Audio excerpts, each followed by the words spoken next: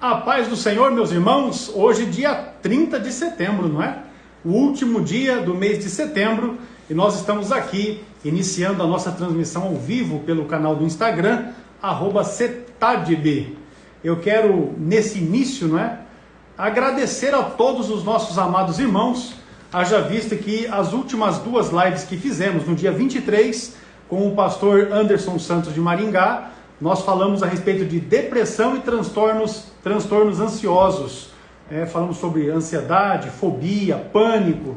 E também no dia 27, domingo, não é? Falamos, juntamente com o pastor Ciro Sanches Zibordi, sobre o tema a síndrome de burnout. Foi uma bênção essas duas lives relacionadas ao Setembro Amarelo, que é o mês de prevenção ao suicídio. Foi uma bênção. Está disponível essas duas lives, tanto a do dia 23 quanto a do dia 27, com o pastor Anderson no dia 23, com o pastor Ciro Zibordi no dia 27. Estão disponíveis no nosso canal no YouTube. Você pode acessar o nosso canal, já aproveite e se inscreva, não é? Ative lá as notificações para que sempre que forem postados novos conteúdos, você tenha acesso e possa estar acompanhando a bênção que tem sido a programação que temos feito para os nossos alunos, para os seguidores do CETADB, os meus seguidores, também os seguidores do pastor Ciro Sanches Zibordi. Então está aí, fica a dica. Acesse lá o nosso canal no YouTube, CETADB, e assista às lives que falam a respeito do Setembro Amarelo, o mês de prevenção ao suicídio. Relembrando, dia 23 com o pastor Anderson, falamos sobre depressão e transtornos ansiosos. E dia 27 com o pastor Ciro, falamos a respeito da síndrome de burnout e foi uma bênção. Eu quero ler um texto bíblico, não é? Está aqui a minha Bíblia aberta. Hoje eu estou com a Bíblia Missionária de Estudo. Esta é a versão revista e atualizada, o texto bíblico de Paulo a Timóteo, na segunda epístola, capítulo 2, e versículo 15, diz assim: procura apresentar-te a Deus aprovado, como obreiro que não tem de que se envergonhar e que maneja bem a palavra da verdade. E é justamente para isso que nós estamos aqui levando ao ar a nossa live de número 28, CFJP, número 28, 30 de setembro, para a bênção da vida de cada um daqueles que desejam crescer na graça e no conhecimento do Salvador Jesus Cristo. Vamos trazer o pastor Ciro para perto e vamos dar início aos trabalhos desta noite, já que são várias as perguntas que estamos aqui para responder. Pastor Ciro, quanta benção, quanta ação, entrega tudo, não esconde nada. Pastor Hercos, tudo bem, graças a Deus. Estamos caminhando aí com a graça do Senhor, procurando voltar, né, à normalidade, mas ainda com restrições, mas estamos caminhando. Com certeza, bênção pura. Queremos desde já deixar uma saudação especial a todos os nossos amados irmãos que estão conosco. O Júnior já está com a gente, o Júnior lá de Matões, no Maranhão, tem pergunta dele, mas certamente não vai chegar na sequência na dele hoje. Né? Mas tem vamos várias ver, aqui. Né? Vamos tentar. Vamos tentar, mas ainda até chegar do Júnior, a pergunta dele aqui, deixa eu ver, batismo com água para arrependimento e tal. Minha dúvida é a respeito da última expressão. Ele vos batizará com o Espírito Santo e com fogo. O que quer dizer a expressão literalmente? É a pergunta dele, né? Do Júnior. Vai chegar, Júnior. Fique tranquilo, meu jovem. Essa aí já foi respondida, inclusive, né? É verdade. Eu vou verificar qual foi a live. Porque... E aí eu já indico para o José. De fato, essa já foi respondida. A gente pode reforçar, mas com certeza. Já tem uma resposta lá no YouTube. No canal, né? Pronto. Eu vou verificar qual foi a live e eu passo para ele e vai ser bênção. Pois vamos lá, meu pastor. Seguindo aqui com as questões, o Wesley Abidiel é monitor do nosso núcleo que está ali na região sul-fluminense, né, e sempre tem participado das lives aqui conosco. Uma bênção, né? E ele quer saber a respeito do voto de Jefité. A respeito do voto de Jefité. O que realmente aconteceu com a filha do Jefité a se considerar o voto que Jefité fez? Olha, pastor, geralmente quem responde essa pergunta faz um suspense, né, tal, e apresenta várias posições, pelo menos duas posições para chegar na resposta. Eu já vou dizer qual é a minha posição. Eu vou responder essa primeira pergunta, só que eu vou embasá-la respondendo mais outras 6 perguntas, mas bem objetivamente. Então, a primeira, são 7 perguntas ao todo que eu vou responder. A primeira é essa aí, que o irmão Wesley está fazendo, né? O que aconteceu com a filha de Jefté? Então, já vou dizer de imediato que ela foi oferecida em holocausto. Ou seja, ela foi holocausto. Holocausto significa oferta queimada, oferta inteiramente queimada. Então, ela foi oferecida em holocausto. Mas, irmão Ciro, meu Deus, e... Bom, agora vamos responder a mais 6 perguntas para embasar essa nossa primeira resposta, que talvez pode ter chocado alguém, né? Então, primeira resposta, Jefté matou sua filha. Meu Deus, Jefté, um juiz, um homem de Deus. Bom, a segunda pergunta que eu quero responder, quem foi Jefté? Aliás, são 2 numa só. Quem foi Jefté? E conhecia ele a lei? Veja, Jefté, se você ler o capítulo 11 de Juízes, você vai ver que ele era filho de uma prostituta, né? E que foi expulso pelo seu próprio povo. Depois, claro, como ele era um homem de guerra, era um homem aí que era um líder de guerra, exatamente, um homem que lutava bem, né, na guerra, ele acabou sendo convidado por esse próprio povo que o mandou embora a liderar o povo contra lá os inimigos, né? Os filhos de Amon. Então, veja, essa primeira resposta é importante. Quem foi Jefté? Porque muitos dizem, não, ele conhecia a lei e tal. Veja, isso é uma especulação. Porque Jefté, a rigor, era filho de uma prostituta, um homem bruto, por assim dizer. Você não vê referência de que ele era um homem preocupado com a lei de Deus. Ele tinha temor de Deus, evidentemente, você percebe ao longo do capítulo 11 de Juízes lendo, mas não dá para você afirmar categoricamente que ele conhecia a lei.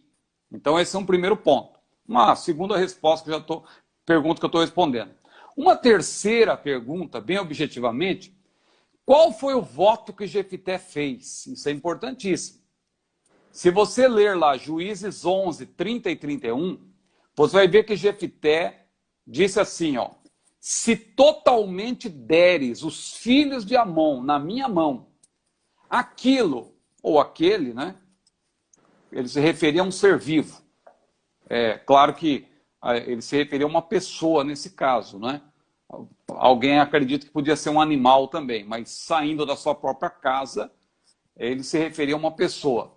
Aquele que saindo da porta da minha casa, né, me sair ao encontro, vamos avançar aqui na leitura, isso será do Senhor e eu oferecerei em holocausto. Então, esse é o voto. Será do Senhor e oferecerei em holocausto. Alguém diz aí que é uma coisa ou outra, mas o texto não tem essa margem. O voto será do Senhor justamente porque oferecerei em holocausto.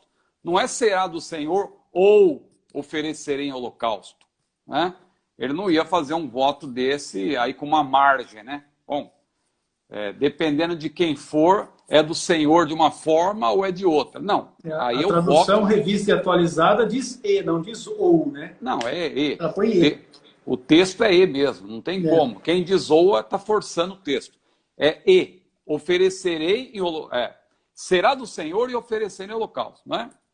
Muito bem. Então, seriam 2 possibilidades antagônicas. Na verdade, é um voto só. Será do Senhor porque oferecerei em holocausto. Bom, a quarta pergunta, que também é preciso responder, que voto Jefté cumpriu? Porque já vimos o voto que ele fez. Qual foi o voto que ele fez? Será do Senhor e oferecer em holocausto. Agora, que voto que ele cumpriu? A Bíblia diz, não estamos dando detalhes, claro, para ganhar tempo, depois da vitória do povo de Deus, Jefté cumpriu, diz o texto sagrado, também não estamos lendo para ganhar tempo, Jefté cumpriu o voto que tinha feito. Não foi outro, foi o voto que ele tinha feito. E o voto que ele tinha feito era, será do Senhor e oferecerei em holocausto, né?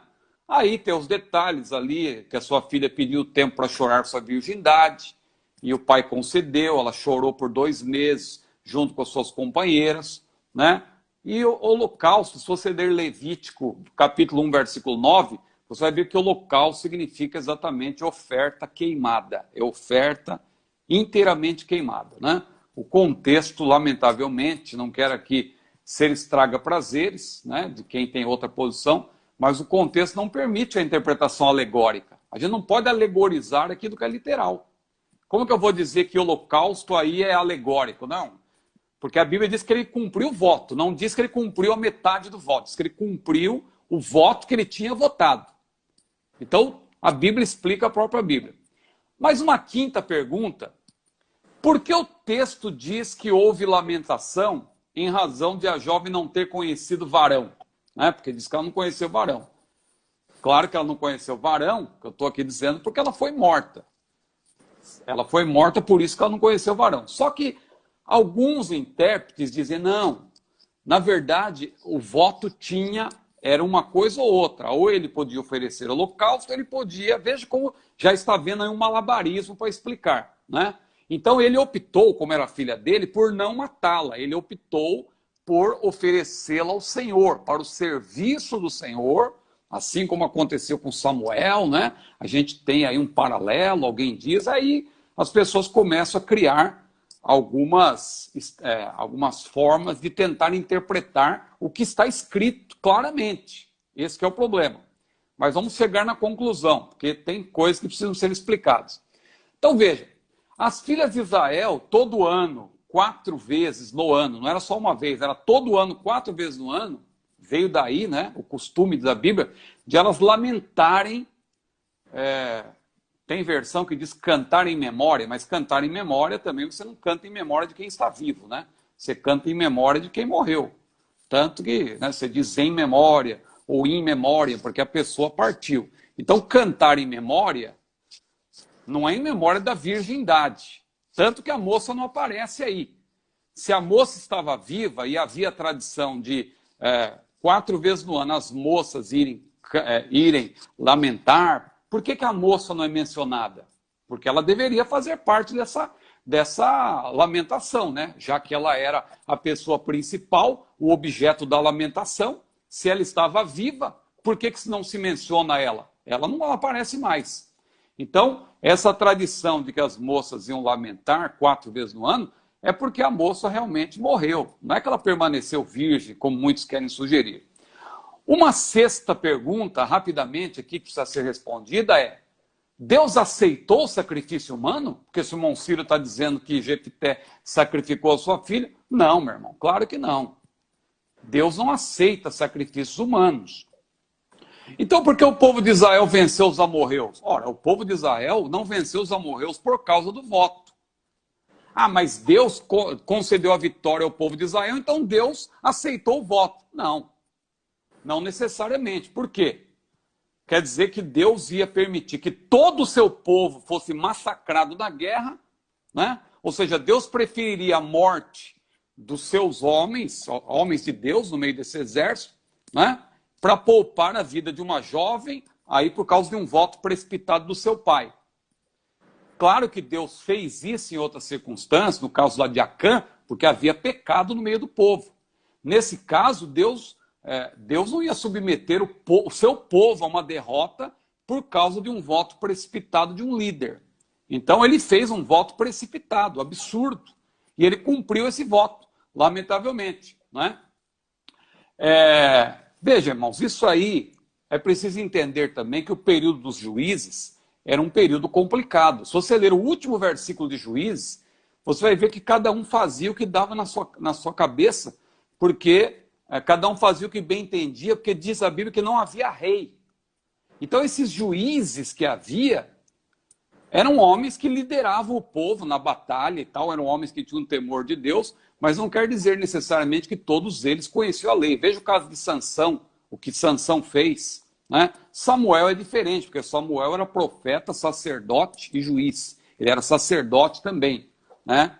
Mas você não pode nivelar todos os juízes a partir de Samuel. Samuel era um caso diferente. Então, a última pergunta que também precisa ser respondida, que alguém vai falar, então por que Jefté, irmão Ciro, Se ele matou a sua própria filha, tudo bem, o irmão explicou aí que Deus não deu a vitória por causa do voto, porque Deus não ia permitir que todo o povo morresse por causa de um voto precipitado. Deus teve misericórdia do seu povo. E Jefité, claro, ele é o responsável por ter matado a sua filha, né? Agora, irmão Ciro, uma coisa que precisa ser explicada. Por que Jefité aparece na lista dos heróis da fé? Pois é, essa é uma pergunta interessante, que eu respondo com outra. Por que aparece nessa mesma lista Jacó, que era suplantador, enganador? Por que aparece nessa lista Sansão, que inclusive, né, cometeu pecados terríveis e ele, na verdade, claro, o seu último ato foi um ato, não foi um suicídio, na verdade ele morreu em combate, né, porque o templo caiu sobre ele para vencer os inimigos. Então ele acabou morrendo junto ali naquele caso. Não foi propriamente um suicídio, né? Como tecnicamente não foi um suicídio. Mas veja, Sansão teve uma vida complicada. E por que ele aparece ali? E Davi, então? Davi que adulterou, colocou o homem na frente do combate lá para o homem morrer, para ele tomar... Um homicida, né? Um adulto, um homicida. Então veja, isso não cola. Como se diz na linguagem popular, não cola. Não é porque Jefité está na lista dos heróis da fé que você vai poder sustentar que ele não matou a sua filha. A grande realidade, irmãos, é que Deus não oculta os erros das pessoas. E mesmo que tenha sido um grande juiz, o texto diz claramente, não tem margem, se eu quiser interpretar de outra maneira, é por minha responsabilidade, porque o texto não diz isso. O texto é claro, Jefité fez um voto, e ele cumpriu o voto que tinha votado. Claro que vai ter aí um grande grupo que não vai concordar, vai ter um outro grupo que vai concordar, mas, modéstia à parte, eu acredito que o que está escrito a gente tem que preservar, né? E eu não vejo margem aí para outro tipo de interpretação. Outro tipo de aplicação, com certeza. Outro tipo de interpretação seria forçar o texto, fazer o texto dizer o que ele não diz. Maravilha. Tá aí, essa é a pergunta que foi feita pelo irmão Wesley Abidiel a respeito do voto que fez Jefité, do que realmente teria acontecido com a filha de Jefité em função do voto que fez. Ele sacrificou a moça. Essa é o que está no contexto bíblico a partir, em Juízes capítulo 11, a partir do verso 29 até o verso 40. É isso aí. O Diego Santos pergunta... O que significa o meu jugo é suave e o meu fardo é leve? Está lá em Mateus capítulo 11, o texto em que Jesus faz o convite para todos que estão cansados e sobrecarregados, a partir do versículo 28 até o 30. Pastor Ciro, com a palavra. Olha, pastor Ex, é importante entender o que é jugo, né, nesse contexto, porque o jugo tinha dois tipos de jugo, vamos dizer assim, né, nos tempos bíblicos. Tinha aquele jugo, que era aquela peça de madeira, que era para fazer com que dois animais andassem juntos, né, para arar a terra. E Paulo, usando dessa linguagem, né, citando o Antigo Testamento, também ele falou lá do jugo desigual, né, quando ele disse que não vos prendais a um jugo desigual com os infiéis. Ele tinha em mente, certamente, Deuteronômio 22, versículo 10, que diz lá do que o boi não pode lavrar junto com o jumento, porque no jugo os animais têm que ser da mesma altura, ou próximos, né? Agora, você coloca um boi e um jumento, ia ficar desigual, né? Então não daria para arar a terra dessa maneira. Então o jugo, uma primeira definição é essa. Mas havia também aquele jugo que era para prender os prisioneiros de guerra, os escravos, que era também uma peça de madeira, que a gente vê até, inclusive, na história recente, aí, lamentavelmente, na escravidão, no período da escravatura, havia também aquelas duas peças de madeira que prendiam a cabeça. Aquilo ali também é uma espécie, pode ser chamado de uma espécie de jugo. Então, o jugo era para prender, era para aprisionar. Então, quando Jesus disse, vinde a mim, todos vós que estáis cansados e oprimidos, e eu vos aliviarei, tomai sobre vós o meu jugo, aprendei de mim que sou manso e humilde de coração, e encontrareis descanso para as vossas almas, porque o meu jugo é suave e o meu fardo é leve. Alguém poderá dizer, bom, quer dizer que a pessoa é liberta do jugo do pecado e recebe outro jugo? Veja que Jesus estava usando uma linguagem para todos entenderem. O que ele quis dizer com isso? O jugo do pecado, o fardo do pecado que pesa sobre os ombros da pessoa, é algo realmente que aprisiona, prende, deixa a pessoa numa situação deplorável. Mas Jesus, ele traz um outro jugo, até em cumprimento lá de Isaías, capítulo 10, versículo 27, que é a unção, né, quebra o jugo e tal. Ou seja, Jesus liberta o ser humano do jugo do pecado. O pecado não terá mais domínio sobre vós, diz a Bíblia, lá em Romanos. Mas agora, olha que interessante, o texto lá de Atos 15, 10, Pedro também falando lá por ocasião do concílio, ele disse: agora, pois, por que tentais a Deus pondo sob a serviço dos discípulos um jugo que nem nossos pais, nem nós podemos suportar? O que é que Pedro quis dizer com isso?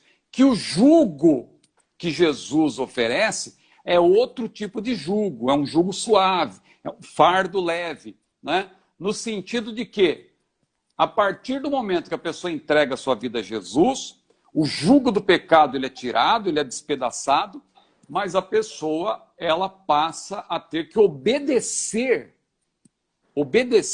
os mandamentos do Senhor. E a Bíblia diz também que os mandamentos do Senhor não são pesados, mas é preciso obedecer. Porque a pessoa é salva pela graça, mas a partir do momento que ela é salva pela graça, ela passa a conhecer a palavra de Deus, e a Bíblia diz lá em Efésios capítulo 2, versículos 8 a 10, pela graça sois salvos por meio da fé, e isso não vem de vós, é dom de Deus, não vem das obras para que ninguém se glorie, né? Porque somos feitura sua, criados em Cristo Jesus para as boas obras, as quais Deus preparou para que andássemos nelas. Então, esse jugo suave, esse fardo leve que Jesus oferece, são os mandamentos que a pessoa tem que obedecer. A nova vida não é uma vida relaxada, não é uma vida que a pessoa diz: não, eu não tenho responsabilidade nenhuma, Deus já tirou o peso. Ele tirou o peso do pecado, mas você tem um peso, né, que pesa sobre os seus ombros, uma responsabilidade que é de obedecer a palavra do Senhor, de obedecer os seus mandamentos, né? É nesse sentido que Jesus diz que o seu jugo é suave e o seu fardo é leve. Maravilha, que bênção. É uma troca de aliança que é feita nesse ato, né? Quando aceitamos o senhorio de Jesus. Pois vamos lá, o Michael David. A pergunta dele está relacionada com o Apocalipse. Está na área da escatologia, essa é bênção. Os homens procurarão a morte e não acharão, e não encontrarão. A pergunta que ele faz é se isso é literal. Olha, essa resposta a gente já tinha também dado naquela outra série de lives escatológicas, não é? Mas, claro, isso já passou algum tempo, então muita gente pode não ter visto. Então eu vou aqui reiterar e tal, pedindo também que os irmãos que estão nos assistindo visitem lá o nosso YouTube, né? CETADB, que é a nossa conta lá, o CETADB, você vai encontrar lá uma série de vídeos, playlists, lá o pastor Eco já falou aqui também da série de lives sobre o Setembro Amarelo, tem uma série de lives que o pastor Eco está apresentando, conselhos valiosíssimos, tem lives escatológicas, né? Perguntas escatológicas, tem essas agora também, que já estamos aí em 153 perguntas já respondidas, né? Que é dessa série sobre os jovens pentecostais, que na verdade são os jovens aí, pelo que a gente tem percebido, os jovens de 0 a 100 anos, pelo menos, que estão perguntando, né? Muito bem. Os homens procurarão a morte e não encontrarão. É literal? É literal. O texto ali de Apocalipse não tem como você dizer que é alegórico. Ali, pelo contexto... Apocalipse 9, né? Apocalipse 9, versículo 6. Inclusive o versículo 5 diz assim, ó, foi-lhes permitido que não os matassem, né? Que é justamente o que o irmão Micael menciona. Foi-lhes permitido que não os matassem, mas que por 5 meses os atormentassem. E o seu tormento era semelhante ao tormento do escorpião quando fere o homem. Então, algumas coisas importantes a dizer aqui. é uma referência ao período de juízo mais intenso aqui da grande tribulação. Nós já explicamos em outros vídeos que a grande tribulação é a segunda metade do período tribulacional. O período tribulacional todo é de 7 anos. Os primeiros 3 anos e meio são chamados de tribulação. E a segunda metade, mais 3 anos e meio, é chamada de a grande tribulação. Claro que às vezes a gente chama todo o período de 7 anos de grande tribulação. Mas a rigor, inclusive em sintonia com o que Jesus disse lá em Mateus 24, grande tribulação a rigor é uma referência aos 3 anos e meio finais. 3 anos e meio finais. A segunda metade da grande tribulação. Então, a Bíblia menciona aí gafanhotos gigantes e infernais. Claro que é uma alusão a demônios.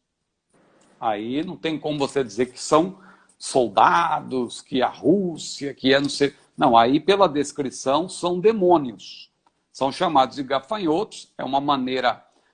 Apocalipse apresenta a realidade no futuro de uma maneira pictórica, né? Através de símbolos, através de figuras, né? Como se fossem quadros, né? Pinturas com respeito ao futuro. Então aí, quando se menciona esses gafanhotos gigantes, são, na verdade, uma alusão a um tipo de demônio, ou vários demônios que vão ter permissão para matar nesse período, só que aí você vê a misericórdia de Deus. A misericórdia de Deus acontece, mencionada da seguinte forma: mesmo esses gafanhotos tendo permissão, num primeiro momento, para matar, para destruir, Deus vai tirar a possibilidade das pessoas morrerem. Aí, claro, nós vemos a misericórdia de Deus, porque Ele dará um tempo de 5 meses. Veja, aí é uma alusão aos adoradores da besta. Veja como Deus é misericordioso. Esses aí que são mencionados nesse contexto são pessoas que já estarão adorando a besta, conscientemente. E mesmo assim, se você ler o final do capítulo 9, você vai ver a seguinte ênfase: mesmo assim, eles não se arrependeram. Porque Deus deu esse tempo. Como isso vai acontecer, aí a gente não tem como explicar. Porque, claro, as pessoas muitas vezes querem um detalhamento. Não, esses 5 meses, o que vai acontecer? Como assim? As pessoas vão morrer? E se o camarada pula de um prédio de 20 andares, ele não vai morrer? E se o camarada dá um tiro, atira contra a própria cabeça, ele não vai morrer? Veja, a gente não tem como explicar. O texto bíblico é claro. A Bíblia diz que por 5 meses essas pessoas vão ser atormentadas. E mesmo que elas tentem suicidar-se, elas não vão conseguir, porque Deus vai tirar essa possibilidade por esse período de 5 meses. O que eu vejo aí é a misericórdia de Deus. Deus dando oportunidade para que essas pessoas se arrependam, para que ninguém naquele dia do juízo ainda venha querer se justificar. Mas o fato é que profeticamente o texto diz, né, que essas pessoas, mesmo tendo oportunidade, elas não vão se arrepender. Maravilha, tá aí então a questão. É importante também a gente mencionar que quando essas trombetas forem soadas, a igreja que já foi arrebatada estará com Cristo, né? É verdade. Participando das bodas. Será para a igreja um momento de grande satisfação. E para os que estiverem na terra, de grande tribulação, com certeza. Pois bem. Já terá sido arrebatada. Com certeza. Vamos lá, o irmão Nerizângelo da Silva Rios. Bom, o nosso irmão Micael David está na live aí, já mandou um joinha, mandou um tchauzinho, mandou coração, ele já mandou tudo aí o que podia mandar. Vamos mandar saudação para o pastor Evandro, apareceu Pastor Evandro, os nossos irmãos de Tocantins, o irmão Alisson do Rio Grande do Norte está com a gente, eu vi que chegou lá. Agora mesmo ele está fazendo uma abertura de uma classe do nosso curso de discipulado cristão, inclusive é esse material aqui. Ele esteve lá fazendo a abertura de mais uma classe do curso de formação, né, de discipulado para novos convertidos. Mas o Nerizângelo está perguntando o seguinte: temos que seguir os 10 mandamentos, conforme expresso lá em Êxodo, capítulo 20. Então, foi bom que o irmão citou Êxodo 20, porque Êxodo 20 é um texto claríssimo, né? Êxodo 20 diz para quem são os mandamentos, para quem são os 10 mandamentos. Porque a Bíblia explica a própria Bíblia. A gente acabou de citar aqui o caso de Jefté. A gente não leu os textos para ganhar tempo, porque eu tinha que responder 7 perguntas. Mas nesse caso, acho que a gente podia até ler, pastor Ecos, por gentileza. Êxodo 20, aí os versículos, acho que 1 e 2, a priori. Não poderia ler, por gentileza? Então falou Deus todas estas palavras. Eu sou o Senhor, teu Deus, que te tirei da terra do Egito, da casa da servidão. Então veja, então falou o Senhor todas essas palavras a quem? Ele disse, eu sou o Senhor, teu Deus, que te tirei da terra do Egito. Bom, os 10 mandamentos que vão ser mencionados a seguir, foi para esses destinatários aí. Aí eu pergunto para os nossos queridos seguidores, tem algum aqui, algum seguidor, alguma seguidora, que foi tirada do Egito, foi tirado do Egito, literalmente, naqueles dias, que aqui eles são os destinatários originais, então foi para eles. Os 10 mandamentos, a rigor, expandindo um pouco, foi para os israelitas, né? Então Deus, se você continuar lendo, aí você vai ter todos os mandamentos, vai chegar no versículo 8 que diz, lembra-te do dia do sábado para o santificar, que é um mandamento que muita gente, não estou dizendo que é o caso do nosso querido irmão Neris Ângelo, mas quem faz esse tipo de pergunta geralmente tem visto sábado. Por quê? Porque todos os outros mandamentos, eles foram repetidos no Novo Testamento, de maneira ampliada, com uma outra aplicação. Por exemplo, quando Jesus falou do adultério, né? Não adulterarás, ele diz, é isso que está na lei, mas eu vos digo, aquele que atentar, que olhar para uma mulher com intenção impura no seu coração, já cometeu adultério com ela. Então Jesus ampliou, mas ele manteve, né? Ou seja, ele fez uma nova abordagem, agora dirigindo-se ao povo do Novo Testamento, à igreja, ao novo povo, porque a Bíblia se dirige a 3 povos.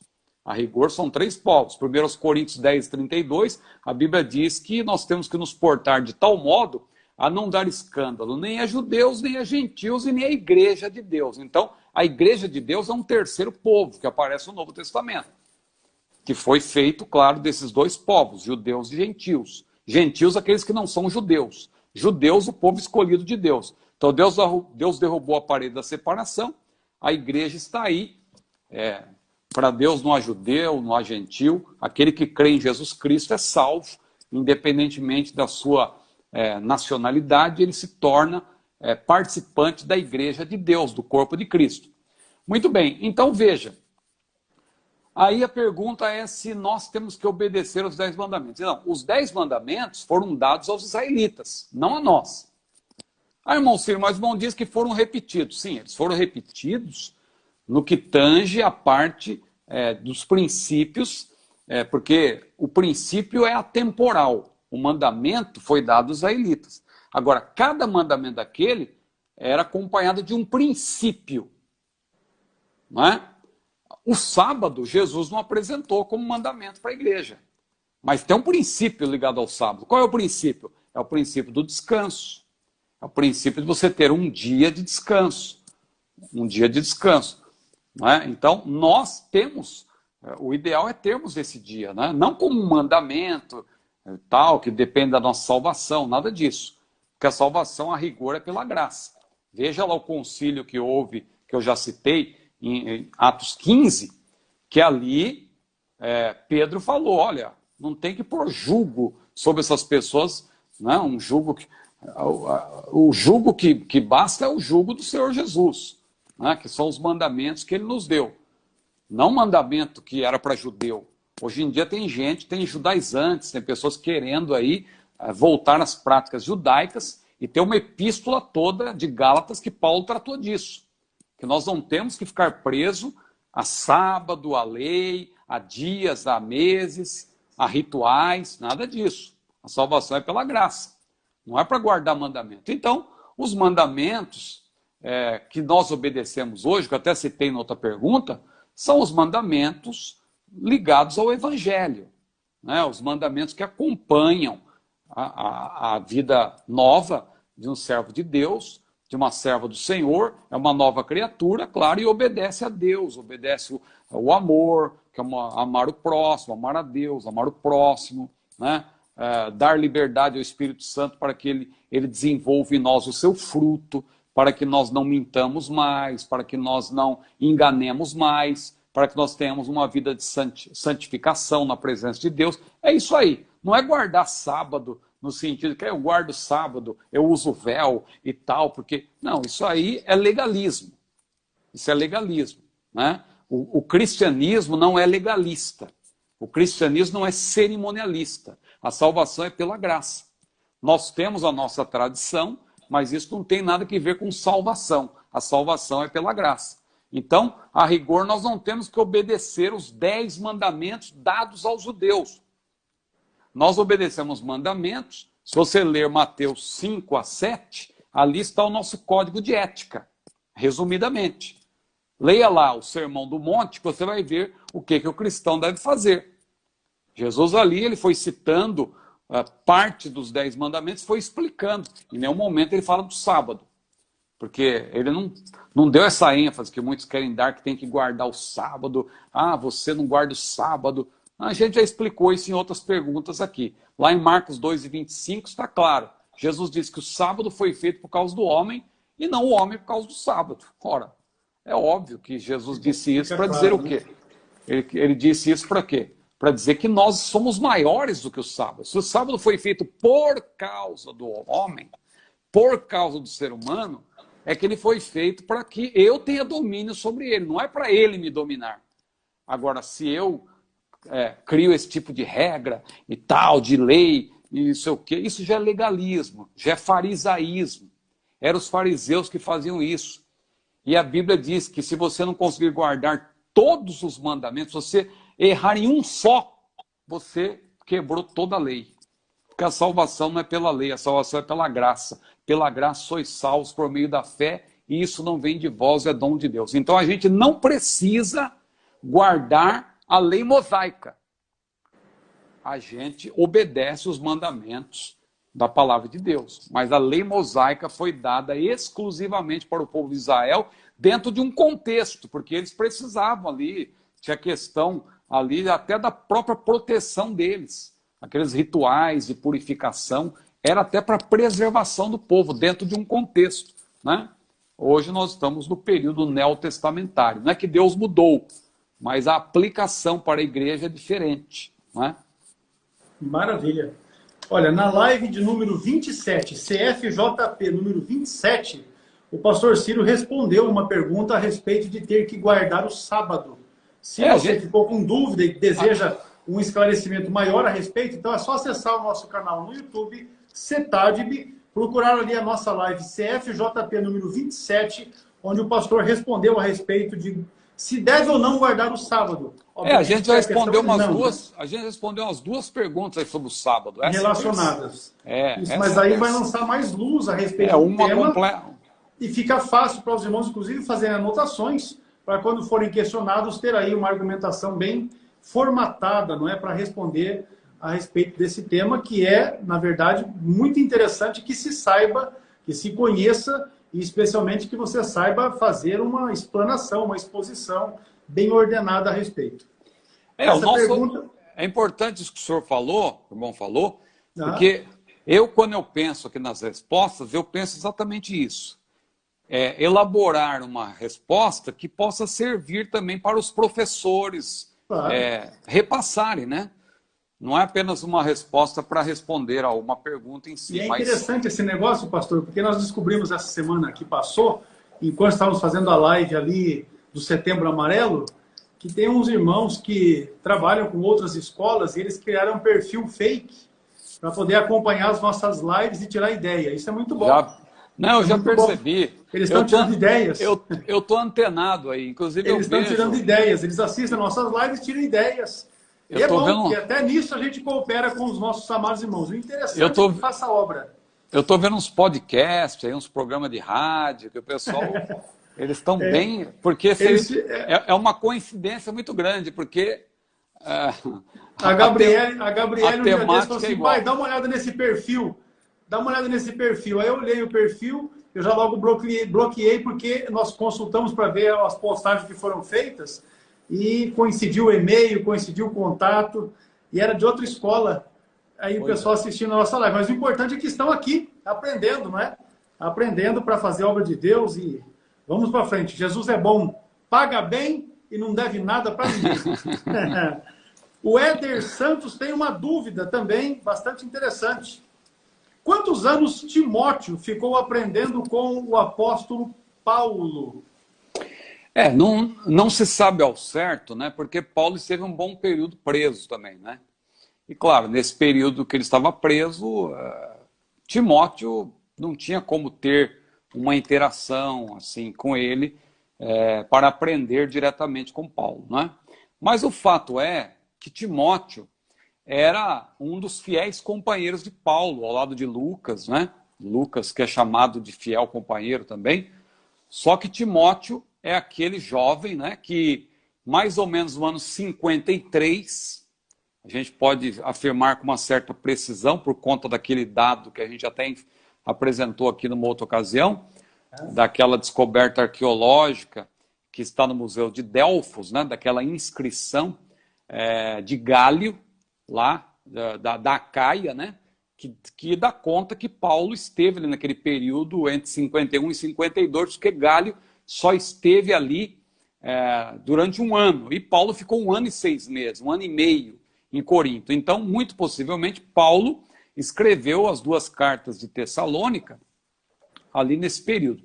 Então, por volta do ano 53, mais ou menos, entre 52 e 53, eu acredito, Timóteo passou a acompanhar Paulo de uma maneira, assim, como aprendiz mesmo, e Paulo morreu possivelmente no ano 67.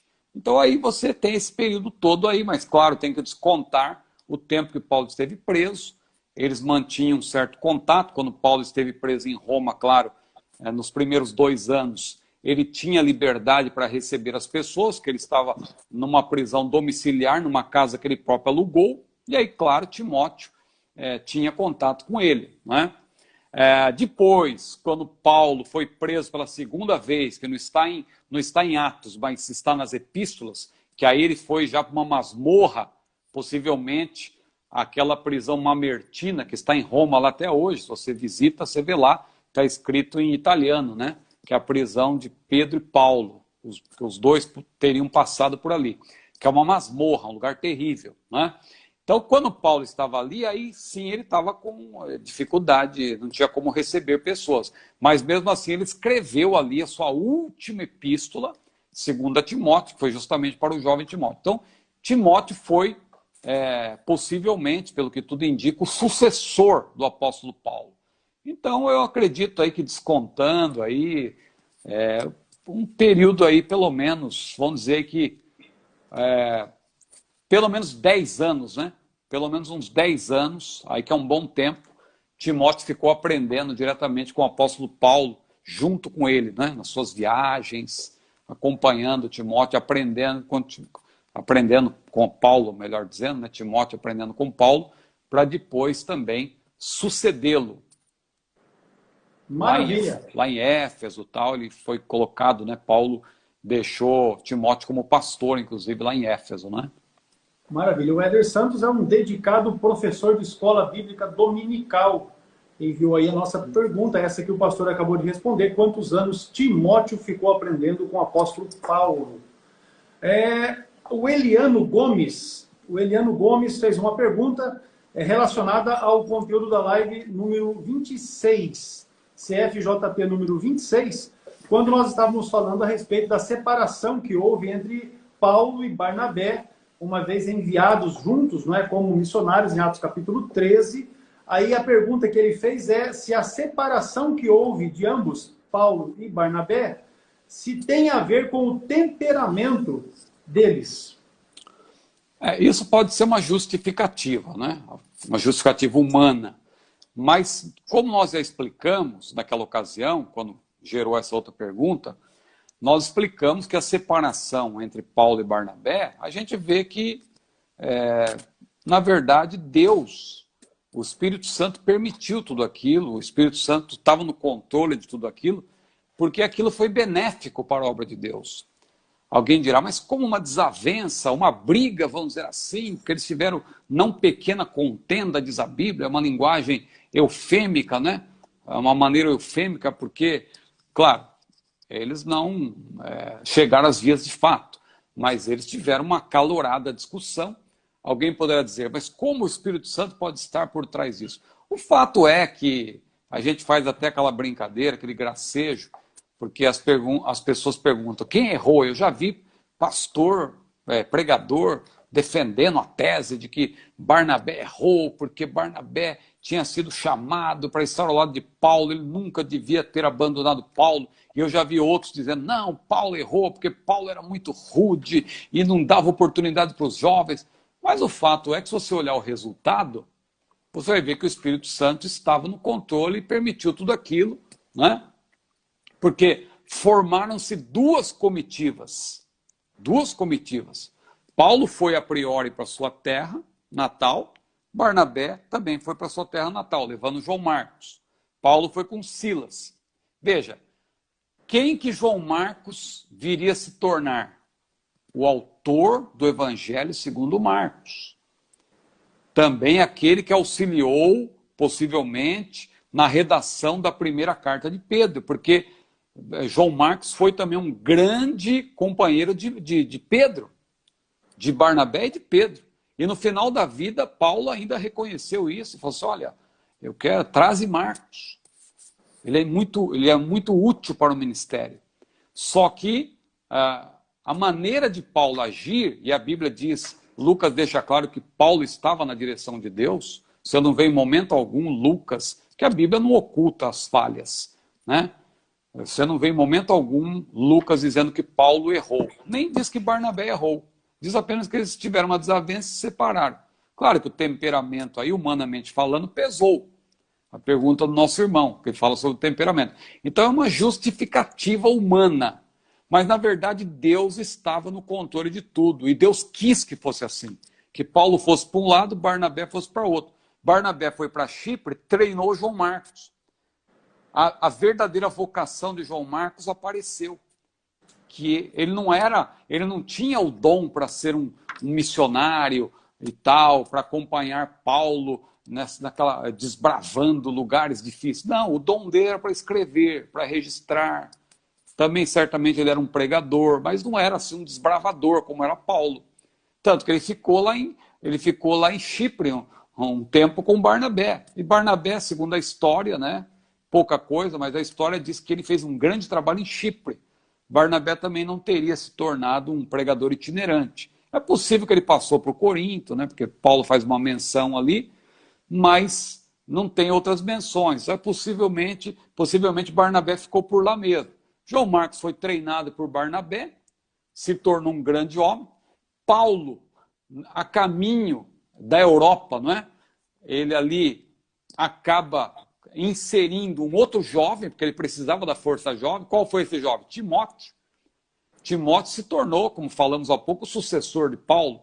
Então, olha aí, duas grandes comitivas, dois jovens de destaque, Timóteo e Marcos, dois professores diferentes, e Deus no controle de tudo, duas grandes comitivas, e a obra de Deus se expandiu, né? Claro, a gente vai dizer aí que o temperamento, mas você vê que foi a vontade de Deus, né? Aquela desavença foi necessária para que se formassem duas comitivas.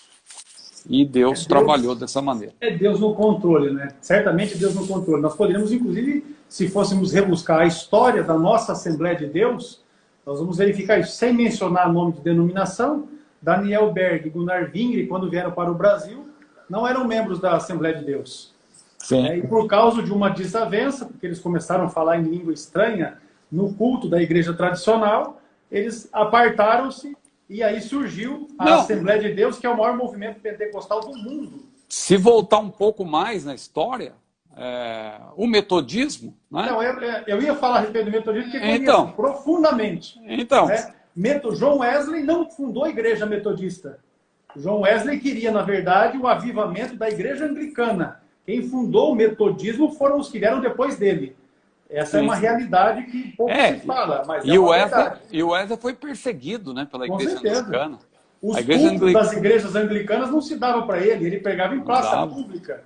E ele era um erudito, um catedrático, porque... Com certeza. Lá da Universidade ele escreveu tratados de medicina enquanto andava a cavalo. Diz a história que o que Wesley andou a cavalo pregando o evangelho seria suficiente para dar volta no planeta Terra 6 vezes. Então ele não fez pouca coisa. Enfim. E outra coisa, eu me lembro quando o Billy Graham estava festejando, né, estava comemorando e chamou lá pessoas, porque ele tinha pregado, ele tinha chegado a 15 mil sermões. E ele estava feliz com aquilo. Hoje, né, com avião, com tudo. E o John Wesley, a cavalo, produziu 40 mil sermões. Né? Então, quer dizer, veja a grandeza, né, do ministério. Há um livro que não tem mais ele, porque a imprensa metodista fechou. O Meu Velho Baú Metodista, o nome do livro. Eu tenho esse livro em PDF, Meu Velho Baú Metodista. Ali você observa algumas verdades a respeito. O João Wesley pregava 6, 7 sermões e a história diz que ele nunca repetiu um sermão. Num dia só. Num dia só ele pregava vários sermões. Né? Ele ia andando a cavalo, chegava numa vila, fazia um ajuntamento de povo e pregava o evangelho. Não tinha tempo ruim. E olha que ele era recebido com pedra, né? Com pedra, numa certa pedrada. Feita, tomatada, jogaram muito tomate nele numa certa região onde ele esteve pregando. Barro. Tem muita história. O fato é que o Espírito Santo sempre esteve no controle, nunca deixou de estar no controle. Às vezes o indivíduo está ali, agora mesmo nós recebemos pedidos de oração, o pastor diz que está no ministério, passando muita luta, muita dificuldade, muito sofrimento e tal, e ele pediu oração, nós estamos orando, né, pelo pedido que ele nos mandou, através do e-mail oração@cetadib.com.br. Mas a verdade, meu irmão, é que de uma forma ou de outra todo mundo passa por luta, todo mundo passa por privação, todos passam. Quem está envolvido com a obra do Senhor, em algum momento vai passar dificuldades, porque nós estamos peregrinando nessa terra. E enquanto nós estivermos aqui, infelizmente é assim, muita dificuldade. Jesus mesmo não deixou ninguém enganado. Ele disse, olha, tenho-vos dito essas coisas para que em mim tenhais paz. No mundo tereis aflições, mas tem de bom ânimo, porque eu venci o mundo. Aleluia. Pois bem, vamos lá para a última de hoje, então, o Alisson Silva. Ele pergunta, quem são os anciãos que estão ali em Apocalipse capítulo 5? Tem como citar outras passagens para comprovar quem são? Esse é o Alisson Silva. Bom, as outras passagens é todo o livro de Apocalipse. Simão tem que estudar o livro de Apocalipse. Os anciãos aparecem no capítulo 4, aparece no capítulo 5. Mais adiante vai ver em outros capítulos também.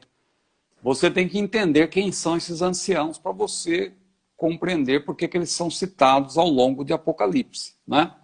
Apocalipse, antes de responder mais uma vez, né, porque a gente já respondeu também essas perguntas bastante, quando a gente fazia aquela série de lives, perguntas escatológicas. Sempre tocava nos anciãos, eu gosto muito de falar sobre os anciãos, porque eles têm uma importância, há um significado muito importante, né, relacionado com a igreja. Então veja, Apocalipse, ele apresenta de maneira, repito, simbólica, pictórica, não é? A realidade no futuro. É um retrato da realidade de maneira simbólica. Então, quando você olha para esses quadros que são apresentados, você não pode querer nominar, por exemplo, 24 anciãos, né? Então, ali é Pedro, Tiago, João, Mateus. Não é isso que o texto está dizendo. 24 anciãos ali é uma representação. É uma representação da população no céu, no futuro. Então ali você vê 4 seres viventes ali, 4 animais, dependendo da tradução, que é uma referência à população angelical. O número 4 aí Não é por acaso. 4 fala de totalidade, a totalidade da população angelical, né? O número 24 também ele tem uma significação, porque 24 aí é 12 mais 12. Mas, irmão Ciro, de onde irmão tirou isso, 12 mais 12? É só você continuar lendo Apocalipse, que você vai chegar no capítulo 21. O capítulo 21 apresenta a Nova Jerusalém, com as suas 12 portas, com seus 12 fundamentos, né?